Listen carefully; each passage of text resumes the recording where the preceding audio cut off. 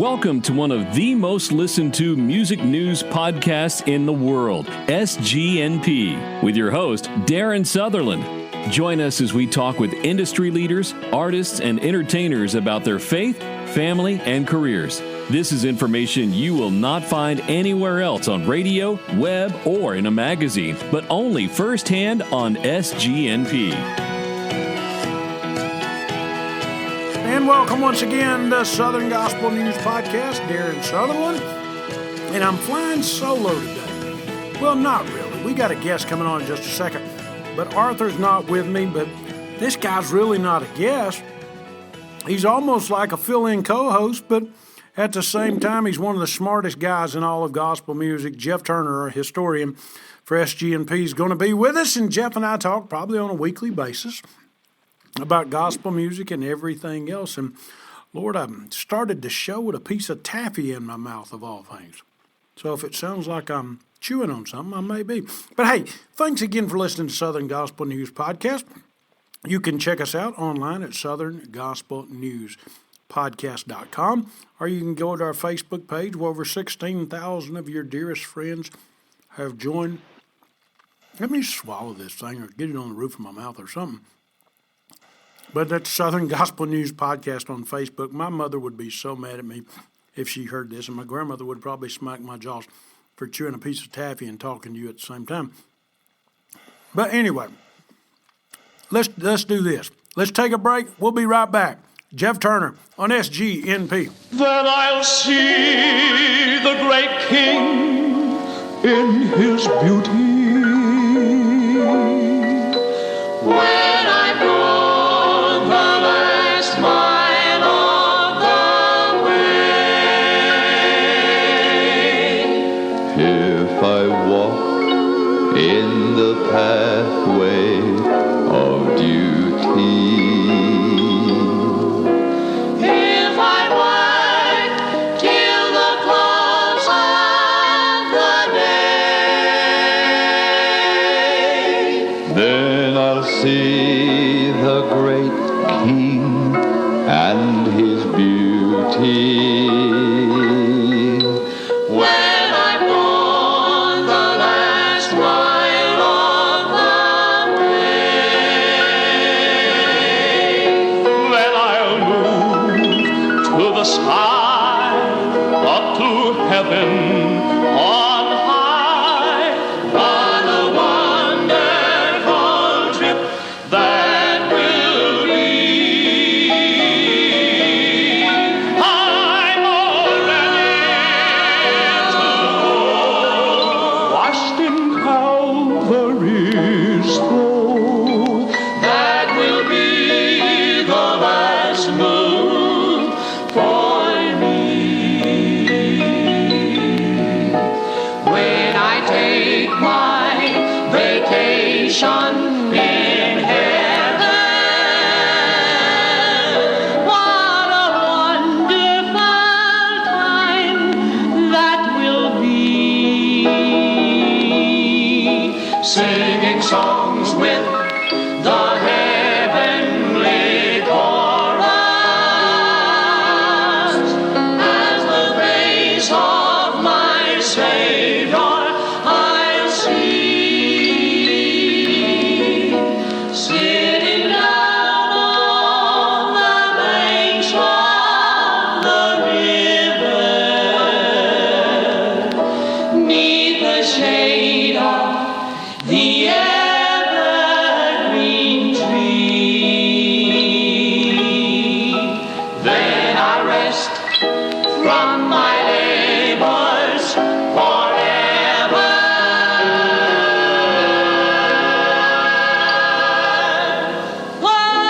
Won't you take your vacation with me?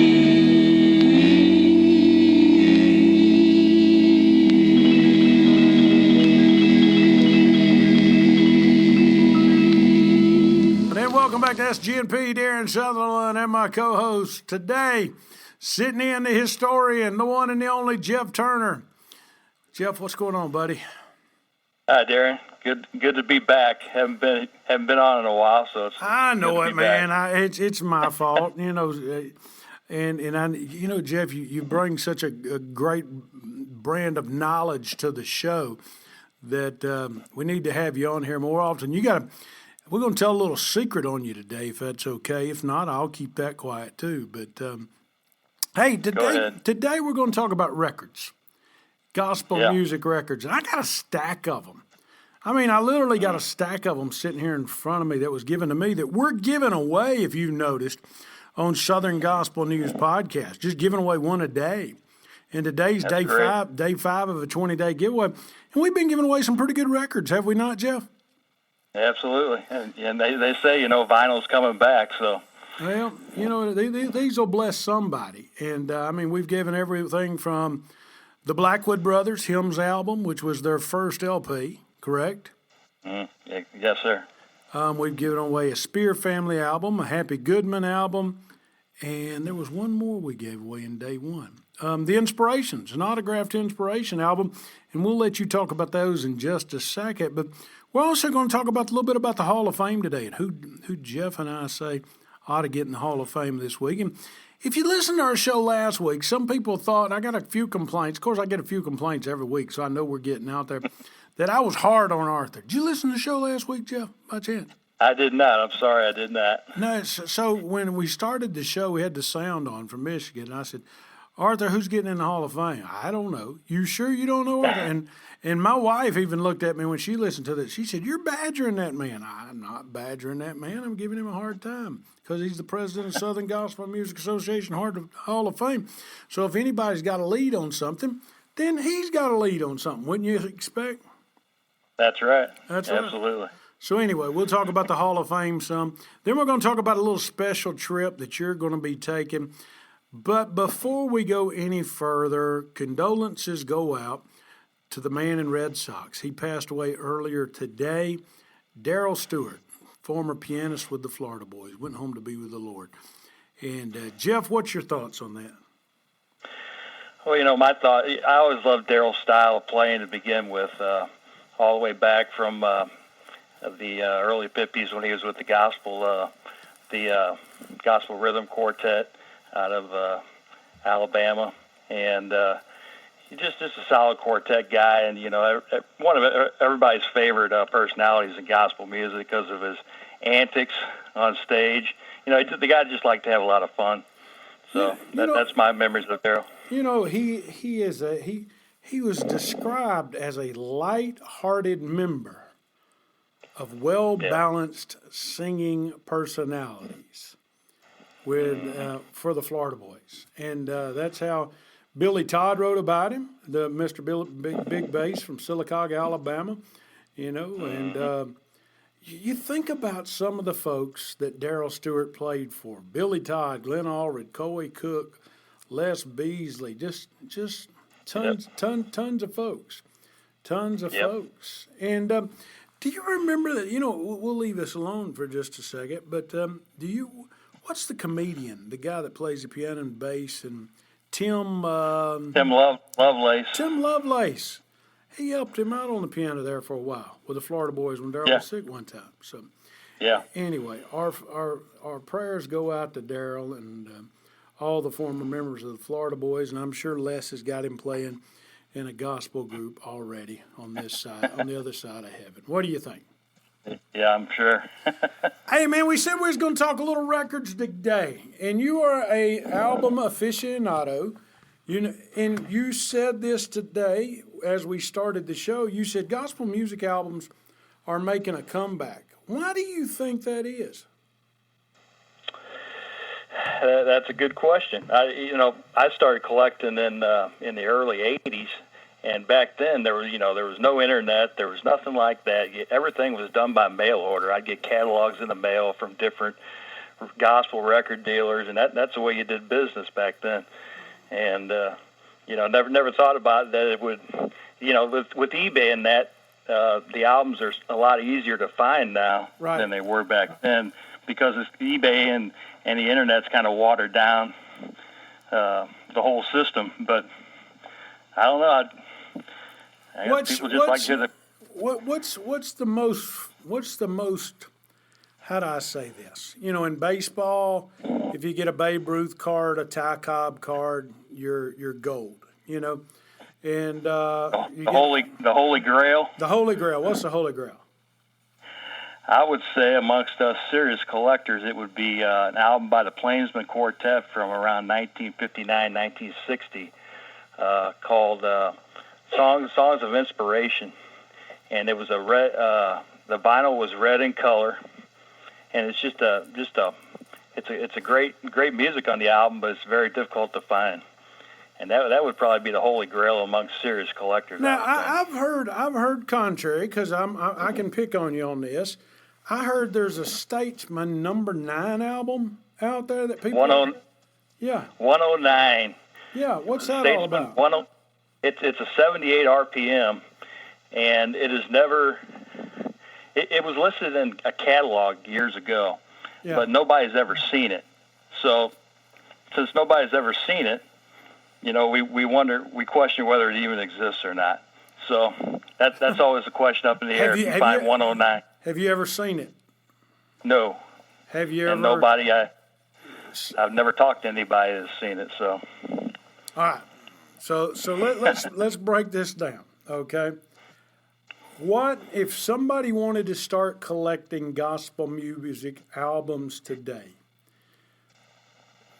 Where should they start? What would you do if you were them? I would start with the Blackwoods and Statesman. Yeah. The Blackwood Brothers albums are so plentiful, and the main reason for that was James Blackwood was such a great. That guy could sell albums like nobody's business. Yeah. You know, for years they traveled as the gospel quartet team with the Statesman, but the Blackwood Brothers always outsold the Statesman in albums because of James Blackwood. Yeah. He was a great salesman. Yeah. And once James left the group, Cecil took over, and he was a great salesman. So it's like there's just Blackwood Brothers albums all over the place. So they're very plentiful. It's great music. You know, Blackwood, Statesman. What's better than that? You know. Does it matter? Does it matter with the album? I'm sitting here looking at a Statesman album from RCA Camden. Okay. Right. It's a Statesman with Hovey Lister. Stop, look, and listen for the Lord. Yellow album, about 3 pictures, says CAL 663. Does these markings on here make a big difference, Jeff, when you're looking at these albums? As far as RCA is concerned, RCA Victor was their main, you know, the top of the line albums of the day. They sold for the most. The Camden albums were budget line albums. So if you went to a concert, you might pay $4 for a stereo Victor album, whereas you'd pay $2 for a Camden. Yeah. So, and a lot of times, a lot of the song releases on the Camden albums were re-releases of prior material. So you might, on that one Camden album, you might have Denver Crumpler singing tenor on a song, you might have Cat Freeman singing tenor on a song, or you might have Rosie Roselle singing tenor on a song. So that's the way. Go ahead. I'm sorry. That's the way the Camden and the Victors work on RCA. So I'm sitting here looking at this Camden album right now, okay? And as I'm looking at it, I'm reading the back of it. And I want to read you a statement that's on the back of this album and then transpose it to today's time and tell me what people would say. We believe in a religion that makes people happy. This statement by Hovey Lister could sum up the impact of the Statesman and could well explain the massive following this group has built. You know what? Here's what I'm noticing about these old albums, and here's what I'm noticing about these older groups. They were about encouragement, were they not? I mean, he says it right here. We believe in a religion that'll make people happy. Now, Jeff, I'm not going to push you in a corner, but I bet some folks this day and time wouldn't necessarily agree with that. What do you think? Oh, there's a lot of unhappy Christians, I would think. And Hovey, you know, he always liked to have a good, you know, he was serious on stage, but he liked to have a good time too, and he liked for his group to come out and put on a good show. Yeah. But at the same time, you know, he could preach a half-hour sermon on the stage at the same time in the same concert. So, right, you know, And, I mean, and you know something else they did on these albums, Jeff, that I'm noticing in looking at them. And this is RCA Camden, CAL 663, Stop, Look, and Listen for the Lord by the Statesman with Hovey Lister, is they advertised other albums on the back of their albums. Did you notice that? And it wasn't, Camden. and it wasn't just gospel albums. Beyond the Sun with Stuart Hamlin, you know. Yep. You might see Red Foley or George Beverly Shea or, you know. So, Who is John McCormick? Does that name ring a bell? I've heard it. I couldn't tell you what genre. The only reason I say that is because there's an RCA Camden record on the back of here. John McCormick sings sacred music, you know. Oh. So anyway, let's go to the next one in my stack. Jeff, you ready for this one? Yes, sir. You're going to like this one. Good Times with the Happy Goodmans on Canaan Records. You know what I'm talking? You know the album I'm talking about? Yes, sir. Looks kind of like Hee Haw, does it not? Yeah. It's even got our friend Rick Goodman's picture on the front cover. Might be the only thing Rick's ever been on by himself on the front cover. Not bad, not bad for a drummer. You know, great songs like I'm Living in Canaan Now, Born to Die, I Don't Want to Get Adjusted, The Lifeboat, He Set Me Free. Talk about good times. God Walks the Dark Hills Without Christ, The Eastern Gate, The Beauty of Heaven. What was you know, you collected albums. How are Goodman albums received? Well, once again, they sold a lot of albums, so they're not that hard to find. Yeah. And a lot of the songs you just mentioned were on that one album there were big hits for the Goodmans. You know, God Walks the Dark Hill, The Eastern Gate. I mean, Lifeboat. Those were all huge hits for the Goodmans at the time. So, but as far as rare, them being rare, they're not rare. But you know, a lot of people want them naturally because there's a lot of Goodman fans out there. There are a lot of Goodman. Anytime I make a post on the Goodmans, and tell folks about your website, your Facebook site too, Jeff. But anytime I make a post on the Goodmans on Southern Gospel News Podcast, we get hundreds of likes. Is that the same thing that happens to you on your Facebook page? Yeah, and I posted a picture the other day of, I'm sure you saw it, of Howard and Vestal when they were very young and newly married, and I think that thing got over like 500 likes. But yeah, people love Howard and Vestal. That's for sure. People love Howard and Vestal. That was on that one. There was on Canaan. Tell everybody a little bit about Canaan Records. Well, it was a subsidiary of Word Records out of Texas, Marvin Norcross. Right. And out of Waco, Texas, if you will. Or Waco, yes. Yeah. And it started around 1964, I believe, around in there. And, a lot of the top groups of the day signed with Canaan, Florida Boys, Goodmans, Harvesters, Couriers, several different groups. Top groups of the day, and it's just a very popular label from the mid '60s all the way up into the '80s. Wow, I'm looking at an album, Jeff, off of Word Records. Let me give you some of the titles on this album, and then you tell me where it came from. Okay, a little trivia question. We're gonna have some fun here. Side 1 has More Than Wonderful by Sandy Patty and Larnell Harris. Song number 2 on this album, Step Into the Water by the Cathedrals. Song number 3, Scott Wesley Brown's He Will Carry You. Song number 4, I said step. Song number 4, I'm Walking, Bob Bailey. Song number 5, why do I keep saying step? Why don't you interrupt me and tell me you're messing this up, Darren? This whole show. Song number 5, More Power to You, by a group called Petra. Do you know who Petra is by chance? I do. Okay. Yes, sir. Song number 6, Great is the Lord, Michael W. Smith. Song number 7, Because of Who You Are, the Imperials. Song number 8, Upon This Rock, Sandy Patty. Song number 9, He's Still Working on Me by the Hemp Hills. And song number 10, We Will Stand by Russ Taff. What album is that off of? You got any idea? I don't know, but you got Christian rock, you got Christian contemporary, you got Southern gospel, you got quite a wide variety on it. I couldn't tell you offhand exactly the album. This is how times have changed, okay? Now it's the year 2020 now, okay? Yeah. This album's 37 years old, from 1983. The Gospel Music Association's top 10 songs of 1983. What about that? That's quite a variety, isn't it? And if you think about it, back in 83, the only artist on this CD that was probably true Southern gospel, in the sense that we know it, was the Hemp Hills. He's Still Working on Me. And the Cathedrals was Stepping to the Water, okay? Yeah. But to show you in life how we've progressed, okay? This Sandy Patty and Larno Harris, More Than Wonderful. That would be considered Southern gospel today, perhaps. Yeah. The Imperials, I'd say. the Imperials, because of who you are, would be considered Southern gospel. Yeah. And then, getting close, this would be considered progressive gospel. Sandy Patty's Upon This Rock and Russ Taff's We Will Stand.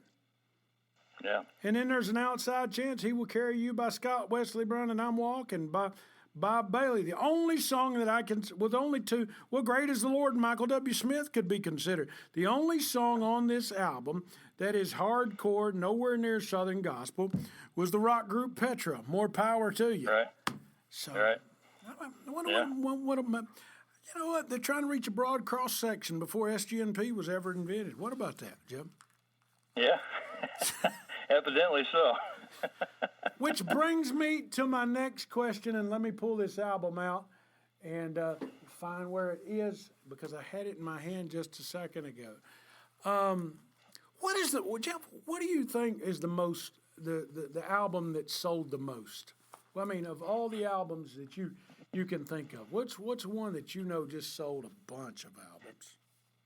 The Blackwood Brothers on tour live from Long Beach, California in I believe it came out in 61. Has to be right up there. I mean, that's got to be one of the top-selling albums of all time, especially being a Blackwood Brothers album, like what I said about James Blackwood before. But then, it had that song, The Old Country Church, on it, which J.D. wrote back then, was probably their most popular song they've ever sung. Wow. Or at least one of them. So that one comes to mind right off the bat. Now, what's the value on that album if somebody went in their attic and found that album? Well, you know what? Back when I started collecting, I think I paid $30, $35, $40 for the thing. Yeah. And now you could probably get it for 10. So in other words, what you're telling folks is those gospel albums, even though we're doing a show on it, they probably aren't worth the money that you think they are, huh? Well, some of the ultra rare ones, yes. But like I said before, the whole thing's been watered down by the internet, and they're just easier to find these days than they used to be. Like I said, everything used to be mail order, and so yeah, they're not in general. No, they're not. Not what I wish they were that cheap now, considering what I had to pay for them when I collected. There you go. All righty. I'm going to ask you a trivia question, okay? All right. And it's got to do with Wally Fowler and the Oak Ridge Quartet. All righty? Yeah. Yes. This comes off an album titled Big Gospel Records. Do you know who that brand is, Big Gospel Records? Have you ever heard of this? Yes, sir. All righty? Yes. There is a movie with two very, very famous secular stars being promoted on the front of this Wally Fowler, May the Lord Bless You Real Good album, and the Oak Ridge Quartet. Do you know who those two people are? I probably will once you name them, but off the top of my head, I don't. Susan Hayward and Dean Martin. Yeah, I do remember now. Why was Susan Hayward and Dean Martin on the front of a gospel album? Wally Fowler, he had all kinds of gimmicks, Yeah. he was quite the salesman too. Yeah. And with the promoting all the all night sings that he had. Yeah. He had a lot of gimmicks for that too. So that would be my guess. It had something to do with Wally Fowler's way of thinking. And we'll mention this in just a second. But song number 4, That Great Big Feeling, on the back of this album. Guess who the publishing company was? You ready for this? Who's that? Bee Gees Publishing. I wonder if that's the same Bee Gees that did Stayin' Alive back in the day. Saturday Night Fever. Yeah. Well, I mean, you got Dean Martin and Susan Hayward on the front. You got Bee Gees Publishing on the back, and you got a man that owned all the that got the rights once he quit gospel music promoting. Got all the rights for what fast food restaurant in the state of Florida? Do you remember? No. Kentucky Fried Chicken. That's where Wally made all his money. Was it Kentucky Fried Chicken? Yeah, he owned a bunch of Kentucky Fried Chickens back in the day. If somebody sent you one album today, other than that Plainsman album we talked about, what album would you be looking for? I would say probably, one of my favorite albums of all time is an album by the Cathedral Quartet, the original group, from 1965 or 6, called Greatest Gospel Hits on the Scripture label. Yeah. One of the finest albums I ever heard. If you get a chance to listen to that album or acquire it, the music on it is incredible. Danny Coker on the piano is crazy, and that's just one of my all-time favorite albums. I'm a big fan of album covers too. Yeah. I love the pictures. I love the cover art. I love the backliner notes. A lot of times you can read about the group on the back, the members, why they made that album. Yeah. So just you can't a lot of the like a CD. You generally don't get that type of thing. Well, I've always been a big fan of covers. As you look, one of the, since we're talking about covers, and as I'm looking at Hovey Lister and the Statesman's covers from his day with Skylight Records in the late '60s. Okay. Mm-hmm. These have to be some of the most colorful colors I have ever seen, okay? Thanks to Calvary, Hovey Lister and the Statesman with the Skylight Strings. You know what album I'm talking about here? Yes, sir. 1969. 1969, the year I was born. How about this one here? This one here looks like, and I know we're doing a radio show, so folks, we'll put pictures of these albums online so you can see them. The Common Man. Hovey Lister and the Statesman. A lot of color in this album. That almost looks like he's trying to mimic the Imperials, does it not? Back in the day. Yeah, a little bit. Yeah. Look back in the day. Go ahead. If you go back a little farther, back into the late 50s, early 60s, Skylight covers were very glossy on the front. Yeah. They had a nice gloss to them, and man, they just shine. Skylight covers are my favorite covers of all time. What happened? They're just fantastic. Who took over Skylight? Did Canonbaum? Who took over Skylight? Do you know? Well, it was Blackwood Statesman Enterprises at the beginning, and they sold the company to a fellow by the name of Joel Gentry, and he ran it for quite a while. And after that, I think Skylight Sing might have combined together, and then it kind of phased out. So, in the 80s. Well, my favorite album, and it's probably the only one I won't give away from this group, is from Heartwarming Records. Do you know who Heartwarming Records were in Nashville, Tennessee? Mm-hmm. And it's Benson. Yep, the Kingsman Chattanooga Live. Oh yeah. And I've heard a lot about that concert, but I mean, it's a great album with songs like "The Lovely Name of Jesus," "When They Call My Name," "Is That the Old Ship of Zion," "Standing on the Solid Rock," "Learning to Lean," "I Must Tell Jesus," the song. It's got about 8 songs on it, but a couple of them were done a couple of different times. And it features the late, great Jim Hamill, Ray Dean Reese, Little Ernie Phillips, last year's Hall of Fame guy, Squire Parsons, and Eldridge Fox. What a lineup right there. And it was produced. Yeah. Guess who it was produced by? Who's that? Joe Huffman. You reckon he's any kin to Teddy Huffman? No. I don't know. I know for a fact he's not. He's not? Okay, I just was curious. But No. he's got, Greg Fox playing the drums, Gary Dillard on the steels, Nick Bruno on the piano, and Eldridge Fox actually is on there. Jim McCauley played the electric piano, but good tape. Good album. Yeah. You mentioned The Lovely Name of Jesus. The Kingdom Heirs just re-recorded that album featuring the great Arthur Rice. Yes, sir. And, they do a fantastic job on that Squire Parsons song. Yeah, no doubt. That segues us in because we talked about so many Hall of Famers right there. But real quick, before we go start talking about the Southern Gospel Music Association Hall of Fame, if someone wants to collect albums, Jeff, how should they do it? What should they start doing? Where do they find them? How do they get them? Well, just give us a breakdown. Well, we got Aaron Rich has a site on Facebook called Vintage Gospel Music, and it's a sales site. So you can go in there and you could buy albums off of that site, and then naturally eBay. Right. That's always a good source. Those two would probably be the best because Aaron, a lot of people post on that Facebook site, so a lot of good stuff turns up on there. I've sold quite a bit off of there myself, and I bought off of there. So that it's called Vintage Gospel Marketplace. Yeah, is what it's called.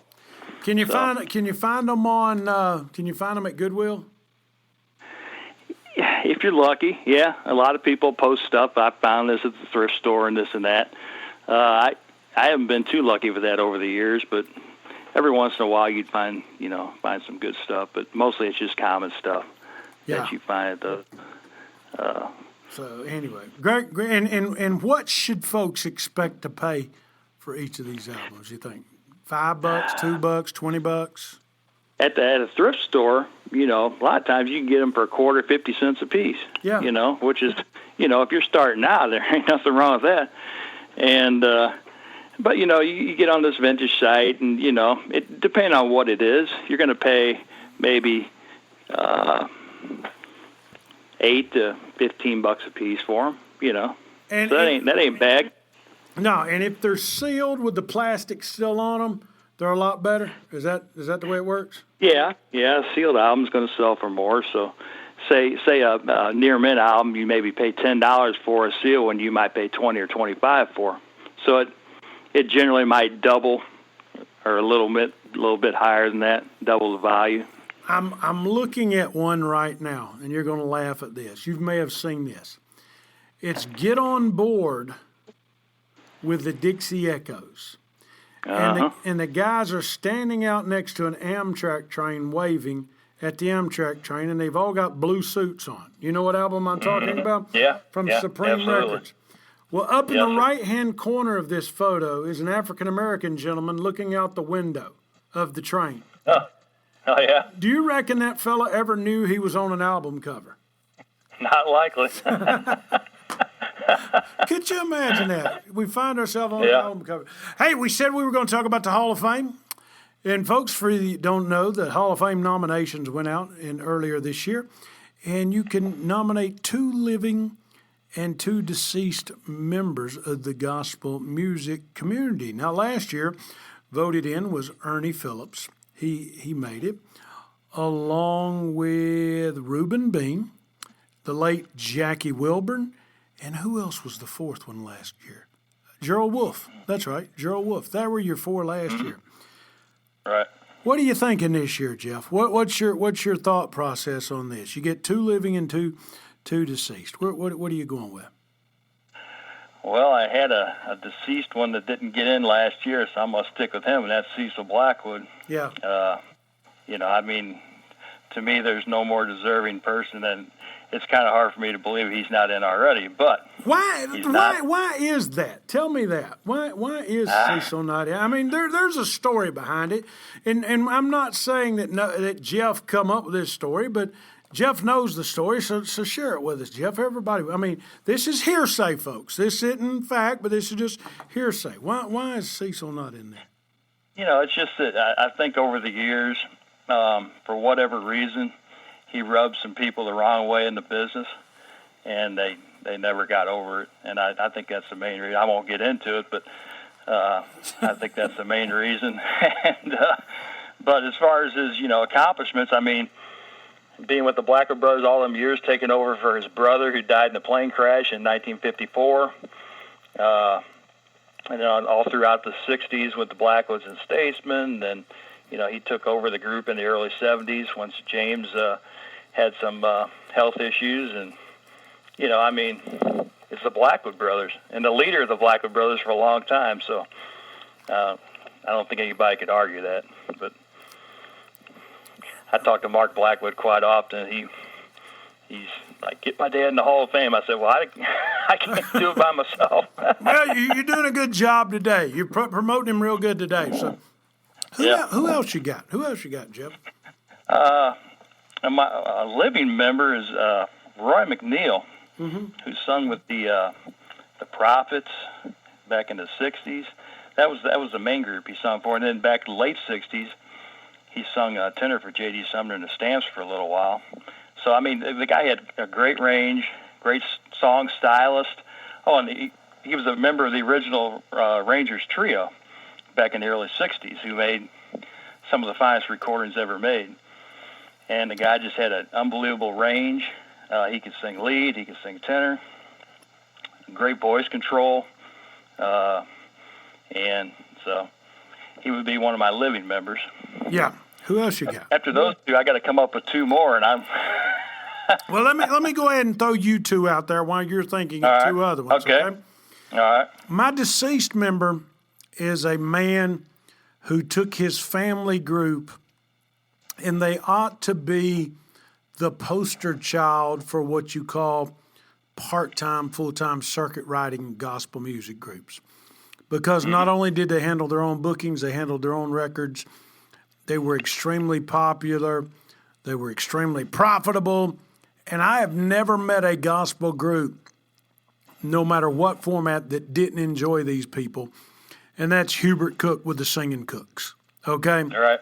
Hubert was one of a kind, always had that purple, always had a bright colored jacket on. Before bright colored jackets were made popular at Sears and for car dealers, always, you know what I'm talking about? He always had that. Yeah. He was building brand before brand was there, okay? And I love the story of when the Cooks got started and they cut their first tape. Have you heard this?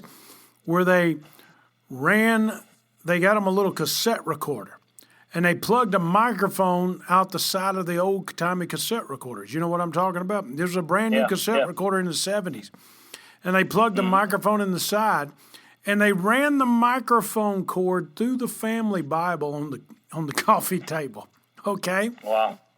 Like this was going to help, but apparently it did because they sang for a long time. And him and Mama Cook sang songs and made a tape, and then they started duplicating them and selling them. And they did that all over the hills of East Tennessee and western North Carolina, northern Georgia, and then they expanded and expanded. But, I think if I'm correct, talking to Dwayne Guerin and yourself, I don't think they ever made it out to Missouri or any of those parts. They may have, but can you remember the Singing Cooks ever coming out that way? No, sir, I don't. Well, I'd love to see Hubert Cook in there for all those weekend warriors and groups that are out there. Never had a number one song, but everybody knows Ain't No Grave's Gonna Hold My Body Down. I wonder, there's a girl out there that's cut that on the Contemporary label, okay? Really? Yeah, and we put it on our Spotify channel, and I bet the Cooks own the rights to that. I bet they're singing very, very happily today because that song Ain't No Grave's been doing on Contemporary. It's been played on K-Love and Way FM and Fish all across the country now. So it's amazing. I was sitting there listening to Contemporary radio, and they start doing Ain't No Grave Gonna Hold My Body Down. I'm thinking, what is going on here? Am I listening to the right station? My second nominee, my living nominee to the Hall of Fame, it's probably going to be controversial to some, okay? But I think this man has sung gospel music in front of as many people that you can sing it in front of. He hadn't sung at the National Quartet Convention since the early 70s. He sings in front of 5,000 to 20,000 people every night he sings. He's in one of the most beloved groups in America. He sang at President George W. Bush's funeral not too long ago. And that's Dwayne Allen of the Oak Ridge Boys. And let me say this about Dwayne. He loves gospel music. I've never met the man. I've never talked to the man. I've only seen the man talk on social media, and I've only talked to friends like Kelly Nealon and other folks who know him personally. But he loves gospel music. Would you agree with that? Yeah, I've talked to him a few times, and you are correct there. He's very passionate about the history, that's for sure. Yeah. He started singing gospel before he joined the Oak Ridge Boys. Who was he with, Jeff? The Southern Airs of Paris, Texas. And him and Dave Rogers, who later on sang bass with the Prophets in the 60s, were in that group together. And this was probably in the late 50s is when he started with that group, I would think, somewhere around there. You know, when you think about the Oak Ridge Boys, a lot of people don't realize this, but Richard Sturban, the bass singer, sang with J.D. Sumner and the Stamps. You know, what part did Richard sing back in those days? Because J.D., of course, sang bass. Where'd Richard sing? He sung bass too, but you know, J.D. wasn't singing all the time back then. Right. So Richard would sing most of the set, then J.D. would come out and sing a few songs, you know. Gotcha. At the time, J.D. was having vocal problems, you know, and so that's when that started, was when he hired Richard Sturban. Then later on, Larry Strickland performed the same role with the Stamps. William Lee Golden with the Oak Ridge Boys, the baritone singer. Where did he sing gospel music at, Jeff? You know? Prior to the Oak Ridge Boys, he was with a group called the Pilots Trio with his brother and Randy McDaniel, who later on played piano for the Thrasher Brothers. Wow. Out of Birmingham. And the tenor singer John Boswell out of Philadelphia, did he sing gospel music at all, or did they just recruit him to sing tenor? Joe sung with the Faith Four up northeast, the Faith Four, and then he sung with the Keystones. Wow. Who Richard Sturban was also a member of that group. Wow. Fun facts. Those are my two Hall of Fame living and dead. My other living member would be Kelly Nealon and Clark. Kelly Nealon Clark of the Nealons, good friend. I'll leave it at that with Kelly. She's a tremendous talent and probably the most successful second-generation artist in gospel music history. And that ain't even arguable. I mean, it is what it is. I mean, she's hosted the Dove Awards. She's won multiple awards, favorite female vocalist. And as popular as her dad was, I think her dad would be proud that she has surpassed his popularity, so to speak. Would you agree? I would think so, yes. I can't think of. And matter of fact, that'll lead me to telling you this. Jason Clark's supposed to be with us next week. Kelly's husband supposed to be a guest on SGMP. He's just got over heart surgery, so keep him in your prayers. But he'll be with us. Have you come up with another living or dead deceased artist? I have another deceased one that came to mind. Aisel Soward, who was bass singer back in started in the early 30s, all the way up through. He passed away of cancer in the mid 50s, and just one of the JD's favorite bass singer of all time, and a lot of the bass singers from that era will tell you that, you know, this guy was their favorite. Just a very mellow voice and deep, and I mean, even his talking voice was fantastic. And he was with several groups back then, the Homeland Harmony. He was supposed to be the original bass singer for the Statesmen. Yeah. That was Hobie's choice. And he had another commitment at the time, so he couldn't come in right away. But I believe a few months after Hobie started the Statesmen, Aisel became the original bass singer for the Statesmen. So just a great singer. I'm friends with his daughter-in-law. Yeah. And anyway, that would be my second choice for deceased. I'd have to come up with another living. Maybe, I'm not sure this guy's in or not, okay? But if he's not, he ought to be, okay? And there's two, and the They both come out of the Blue Ridge Quartet, okay, that I'm going to pick from the deceased category. Elmo Fogg, okay, the lead singer. I don't know if Elmo's in or not. I need to look that up. Or Fred Daniel, the tenor singer. Yeah. Either I'm one not sure on. Yeah, I'm not sure on either one. Yeah, so you could go to SouthernGospelMusicAssociation.com, check that out, and look that fun information up. And we'll corner Arthur in the next week or so and get him to quote us who is in the Hall of Fame. You want to make it in the Hall of Fame. Easy enough, Jeff? Yeah, sounds good. Well, man, I said today we were going to throw out something that you've managed to do through being the gospel music historian and purveyor of photos on the internet and through your Facebook site. And I'll let you tell the story. I don't want to steal your thunder. Can you do that for us? My big trip I'm getting ready to go on soon. Yes, your big trip you're getting ready to go on soon. Because you're going to come back on and tell everybody about that. You know that, don't you? Okay. I contacted Mr. Bill Gaither back in January. I explained to him who I was, not that I'm anybody, but what I do, and Bill's got a passion for the history of gospel music too, and very much so. And so I wrote him a letter. I said I'd like to meet with you and get together and discuss gospel music history, and see some of your photos. I could share some photos with you, and we could just talk and chat. And so, not really expecting a response, I was glad to come home one day from work, and there was a card on my my nightstand here that had come in the mail that day, and opened it up, and it on the front. Well, I saw the address was from Alexandria, Indiana, so I knew where it was from, and it was a handwritten letter from Bill saying that he'd like to meet with me, and he's looking forward to chatting. And I mentioned some, that I had looked into studied his early history in gospel music, as far as the groups he was with, even before the trio. And so I think that kind of got his guys' attention right off the bat, and mentioned some names, and so I'm supposed to possibly meet with him next month. Nice. Or early April, whenever he can work it.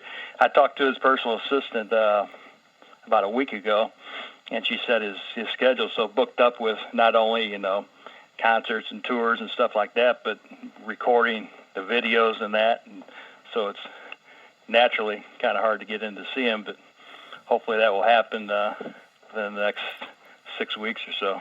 Well, you're going to take a picture with him, ain't you? Oh, yeah. Yeah. I'm giving you a hard time. I'm giving you a hard time, Jeff. I'm giving you a hard time. So if somebody wants to study more about gospel music and they want to become a quote-unquote historian like yourself, how do they do it? You tell us. Well, I'll tell you what. David Bruce Murray has a site on the internet, and it's called SouthernGospelHistory.com. And if you get on there, and you could scroll down to the different groups, or you can go by individual. You can even hit on he's got song titles on there, who they were written by, who recorded those songs, what year. It's a very very good site for information. I've learned quite a bit off of it. Nice. And David and I are good friends, and I've contributed a few things to his site too, and so that would be where I'd start, because it gives you all the recordings. A lot of times it gives you pictures of the albums on there that you can punch on. It gives you the group members, when they sung with the group. So this is a very extensive site. Gotcha. For Southern Gospel history. So that's where I'd start. Well, one other thing before we get out of here, Jeff, and we got to move along, get out of here. We're in political season right now. As everybody knows, there's a Democratic primary going on and a Republican primary going on. Back in the old days, these artists that were in gospel music were very politically active, so to speak. I mean, you even had governors like Jimmy, what's his name, down in Louisiana? Jimmy who? Davis. Jimmy Davis. Saying, "You are my sunshine." I mean, big political activist. Who was some of the bigger gospel artists who were very involved in politics that you recall? The Statesmen, they I've seen a lot of pictures of them with governors and even the Blackwood brothers, governor of Memphis or of Tennessee, and the Sons of Song, Wally Fowler. That would be the ones that would come to mind right off the top of my head. Wow, see, us evangelicals been causing problems for 70 years. What do you think about that, Jeff? Yep. We're trouble. You ever thought about it like that? No, but we're trouble. We've got a long history, long history of driving folks crazy. Well, Jeff, go ahead. A lot of those groups campaigned. Went on the campaign with some of those guys. Well, when we had people can go back and listen to our interview with Ray Dean Reese where he talks about the Kingsmen singing on the front lawn of the White House when Jimmy Carter was the president up there. Yeah, it was the Kingsmen, the Happy Goodman family, and who was the other group up there at the time? Do you recall? Yeah, I've even got the picture. Spear family. Yeah, was it? I think so. I think there was 3 or 4 up there that sang. But anyway, I cannot imagine Jim Hamill at the White House. I mean, maybe with Donald Trump. Yeah. Maybe with Donald Trump. I mean, him and Donald would get along good. They really, truly would. So, absolutely. All righty, my man. Hey, real quick, I'm going to ask you this question before we get out of here. If there was ever a person that you would have wished to have seen be a member of the Blackwood Brothers, who would it have been and why? Oh, boy. That's a good one, Darren. Yeah.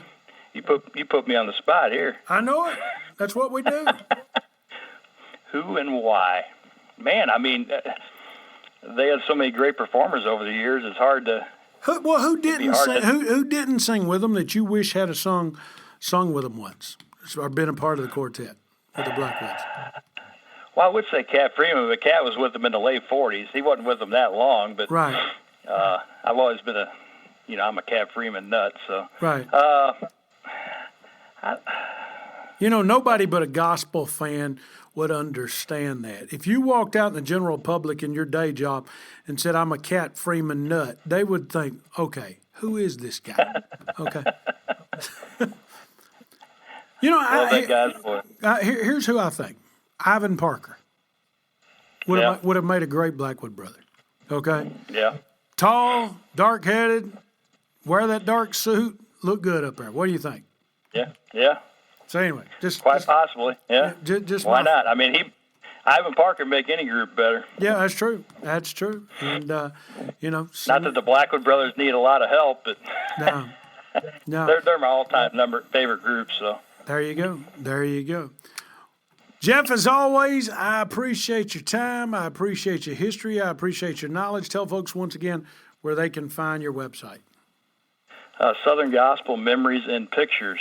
And been posting some rare stuff up there lately that, even a lot of the hardcore members of my page are kind of fascinated at that I've been fortunate enough to find. So there's always new content almost daily. So there you go. There's a little something for everybody, all the way from the 20s on up to 2000. So you're likely to find something you'd like to see.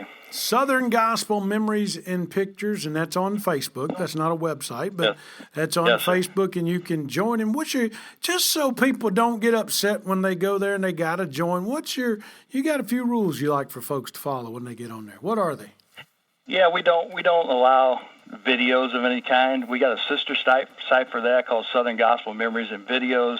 No political ads, no kind of concert advertisement or self-promoting type of thing. So if you can follow those rules, you'll remain a member. There you go. And thanks to all the folks that have been carrying our album giveaway. We'll be doing this album giveaway for the next 15 days, and we've got something coming out from SGNP called the Blessing Box. And I will let you guess at what the Blessing Box is, but you can only get it from SGNP. Got any ideas what the blessing box is, Jeff? Probably something to do with funds. What's that? Something to do with money. Something to do with money. Yes, Possibly. yes. It has something to do with money. Yeah. So anyway, Money is a blessing, isn't it? money is a blessing, but what comes in the box is a bigger blessing. How about that? Yeah. There you go. Yep. Jeff, I'm going to ask you the same thing I ask Arthur every week before we get out of here. What's wrong with living right anyway? I knew you were going to ask me that. And Yeah. the last time you asked me that, I blew it. I know it. So what's wrong with living right anyway? Nothing at all. No, there you go. What's the correct answer? Not one thing. There you go. You've been Not listening, one thing. You've been Not listening one to thing. Southern Gospel News Podcast with my co-host today and my good friend, historian Jeff Turner. We'll talk to you next week right here on SGNP.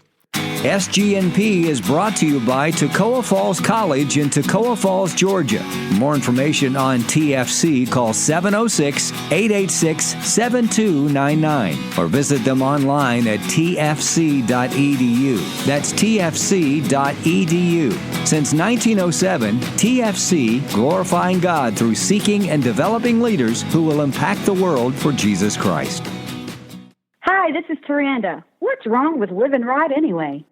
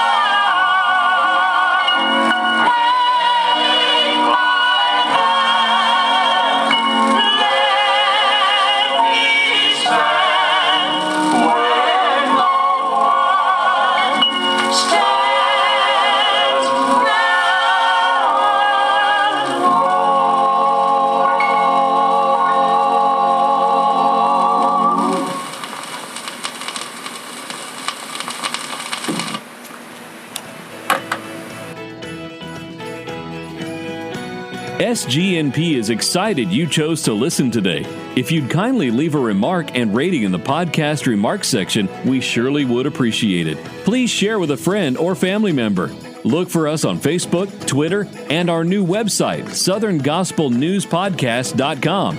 To advertise your products, services, concert event, or new project on SGNP and reach a 100% guaranteed number of people in your area, call Tim Newton at 770-874-3200 or email him today, tnewton@bgadgroup.com. Let us geo-target our ads for you, something radio nor magazine can do.